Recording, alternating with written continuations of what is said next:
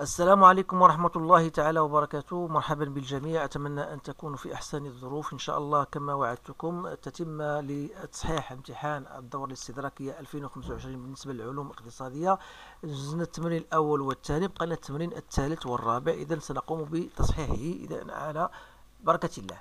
إذا التمرين الثالث فهو يتعلق بدالة معرفة على المجال صفر بلس لانفيني الان دو اكس موان زان او كاري. المطلوب هو تحديد نهاية اف دو اكس مع التأويل الهندسي، تأميل ليميت دو اف دو اكس اون زيرو بلس، وكذلك بالنسبة لبلس لانفيني بين أن ليميت دو اف دو اكس سور اكس اون بلس لانفيني سي زيرو. تأويل هندسي نبين أن اف بريم دو اكس إيكال 2 فوا الان دو اكس موان زان سور اكس، ثم ندرس إشارة الان دو اكس موان زان لنبين أن اف هي تناقصية على المجال صفر او وتزايدية على المجال او بلس لانفيني. نمر إلى اف سكوند لنبين أن الدالة تقبل نقطة انعطاف. إذا سنجيب عن هذا التمرين ثم ننطلق إلى التمرين الموالي. إذا فيما يخص هذا السؤال الأول، قلنا أولا جيستيفي بأن ليميت دو اف دو اكس لوكس اكس تون فيغ 0 بلس اللي هو ليميت ديال ln de x moins 1 au carré. Vous savez que la limite de ln de x en 0 plus, c'est moins l'infini. Donc moins l'infini au carré, c'est plus l'infini. يعني أن المعادلة x égale à 0 فهو مقارب عمودي، donc asymptote vertical. Voilà. إذا السؤال 2a، limite de f de x en plus l'infini, c'est très simple, c'est plus l'infini. Question 2b, limite de f de x sur x en plus l'infini, c'est la limite en plus l'infini de ln de x moins 1 au carré sur x. Donc on va développer l'identité, c'est ln au carré de x sur x moins 2 ln de x sur x plus 1 sur x, sachant que cette limite c'est 0, ça c'est 0, ça c'est 0, donc c'est 0. Donc ça veut dire que C de f admet une branche parabolique de direction l'axe des abscisses. أن الدالة تقبل فرعا شلجميا اتجاه محور الأفاصيل. إذن هذا هو الجواب على السؤال الثاني دو سي. غنمشيو دابا لو كالكول دو اف بريم. إذن هنا لابد من الإشارة إلى أن اف فهي ديريفابل، هذه شيء لابد منه، غنعطيها لكم اورالومون. دونك غنمشي ديريكتومون لو ريشيرش دو اف بريم دو اكس اللي هي لا ديريفي de ln de x moins 1 au carré. Vous savez que la dérivée de f à la puissance n est n fois f' fois n moins 1. On va appliquer cela. Donc il reste 2 fois ln de x moins 1 fois la dérivée de ln de x moins 1 qui n'est autre que 1 sur x.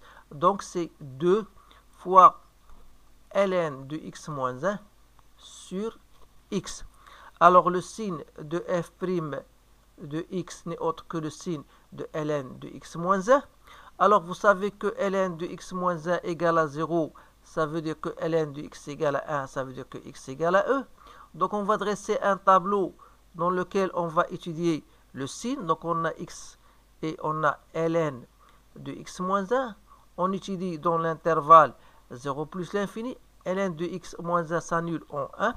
Donc si x est supérieur à 1, on aura ln de x moins 1 positif, ici négatif. Donc voilà.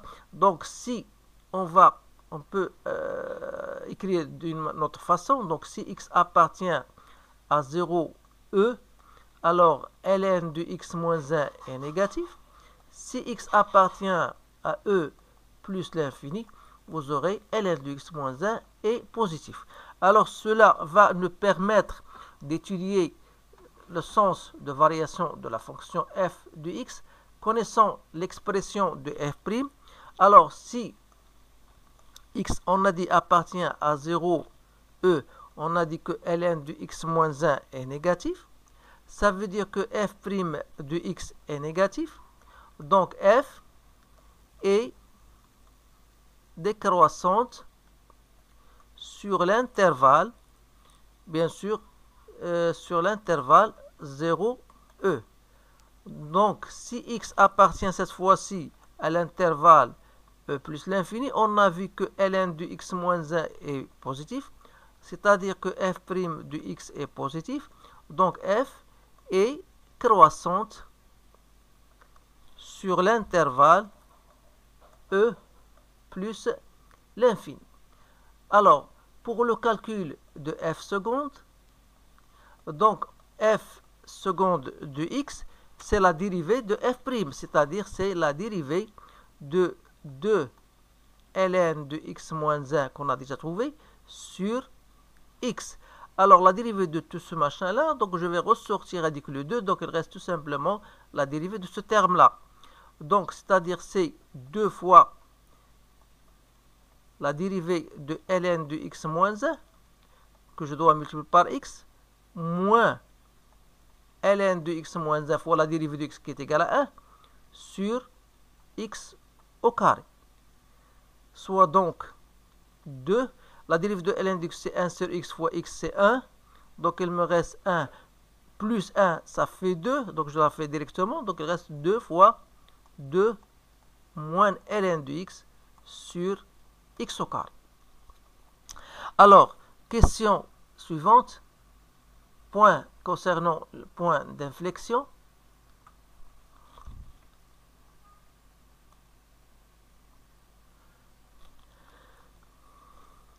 Alors, on a f seconde de x égale à 0. Ça veut dire que ln de x moins 2 égale à 0. Donc, c'est-à-dire que ln de x égale à 2. Donc, x égale à l'exponentielle de 2. Je vais faire entrer l'exponentielle de part et d'autre. Donc, ça veut dire que le signe de f seconde est celui de 2 moins ln de x. Vous remarquez que f seconde change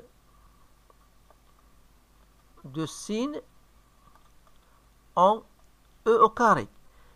Et comme f de e au carré, c'est ln de e au carré moins 1 au carré. 2 ln de e, c'est 2 moins 1 au carré, c'est 1. Donc le point I de coordonnées e au carré 1 est un point d'inflexion. فهي نقطة انعطاف. إذا فلاحظتوا بأن التمرين فهو سهل للغاية. غادي نمشيو للتمرين رقم 4. التمرين رقم 4 عندنا واحد لاكورب اللي هي من خلالها أو من خلال استثمارها سنجيب عن الأسئلة. هنا تنظر بأن السؤال هنا سهل للغاية لأن la justification n'était pas demandée, donc c'est très facile. Alors la première proposition قال لك l'équation g de x égale à 1/2 admet une seule solution dans R. donc إلا لاحظنا مزيان غنمشيو من خلال هاد لاكورب هادي. donc g de x égale à 1/2 donc 1/2 هي هادي. donc تلاحظوا بأن il n'y a pas g de x est égal à 1/2. Donc voilà.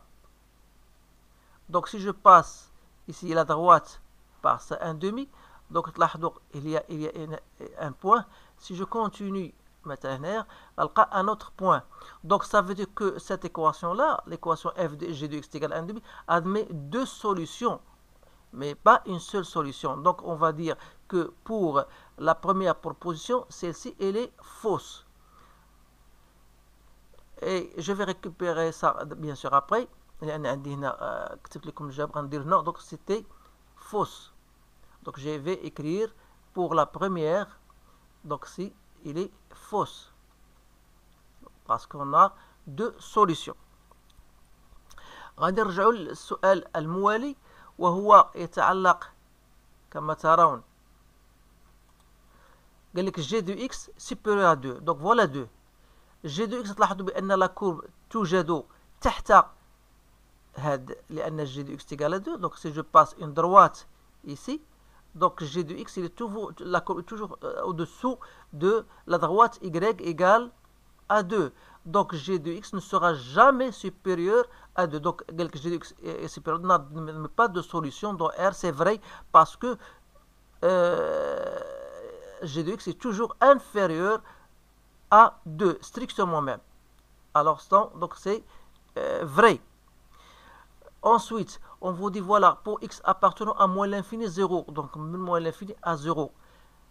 G' de x est négatif. Qui dit G' de x est négatif, ça veut dire que la fonction G, elle est décroissante. Mais d'après ce graphique-là, on voit que la courbe, la fonction, elle est croissante. Ça veut dire qu'elle n'est pas décroissante. Ça veut dire que notre proportion, elle est fausse ici. Ensuite, G de 0, 1. Alors, G entre 0 et 1, la fonction est croissante. Donc, qui dit G entre 0 et 1, la fonction elle est bien croissante. Si vous cherchez l'image de 0, c'est 1. Et l'image de 1, c'est 0. Donc, G de 0, 1, pardon, ici. G de 0, 1. Donc, on travaille dans ce terme-là. Donc, entre 0 et 1, la fonction, comment elle est? Elle est décroissante. Ça veut dire que G de 0, 1 égale à quoi? Est égal à G de 1, G de 0. Or, G de 1 est égal à 0 et G de 0 est égal à 1. Donc, c'était bien, donc c'est vrai. Donc, on va écrire tout cela. Donc, on a dit pour la première, c'était, elle est fausse. Pour la deuxième, elle est fausse. Pardon, G de x, pardon, ici. On a dit c'est vrai. Oui, c'est vrai, pardon. Donc, on a dit c'est vrai.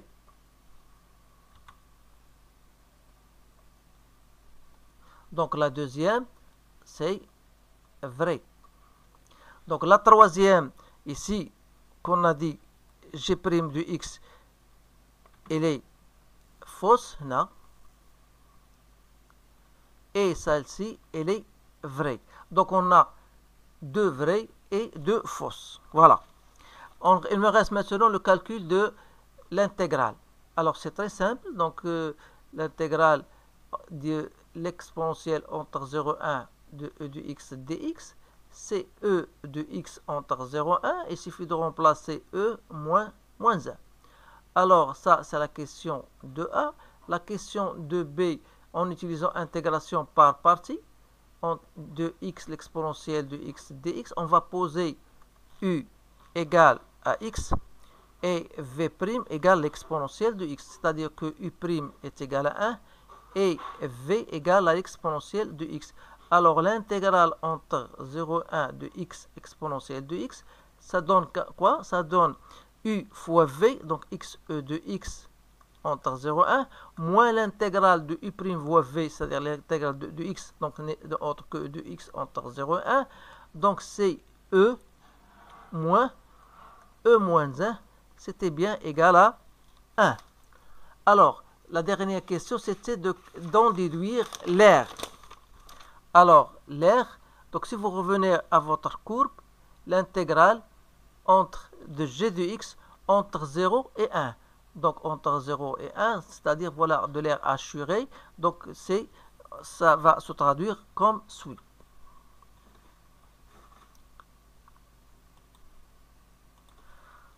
Donc, voilà, l'air qu'on cherche, c'est l'intégrale entre 0 et 1 de g de x dx. Alors, g de x, c'était 1 moins x exponentielle de x dx. Donc, c'est l'intégrale entre 0 et 1 de l'exponentielle de x dx moins x exponentielle de x dx entre 0 et 1. Donc, ça, j'ai déjà trouvé, c'est e moins 1. Ensuite, moins 1, donc c'est e moins 2, sans oublier fois l'unité d'air. Donc, voilà. بالنسبة لهذا التمرين تنظن بأني جاوبت على الامتحان أو موضوع الامتحان ككل. يمكنكم دابا ترجعوا سواء بالنسبة للتمرين الأول أو الثاني أو الثالث أو الرابع. إذا فكل التمرين فهو الموضوع كله مصحح. إذا أتمنى لكم التوفيق والسلام عليكم ورحمة الله تعالى وبركاته.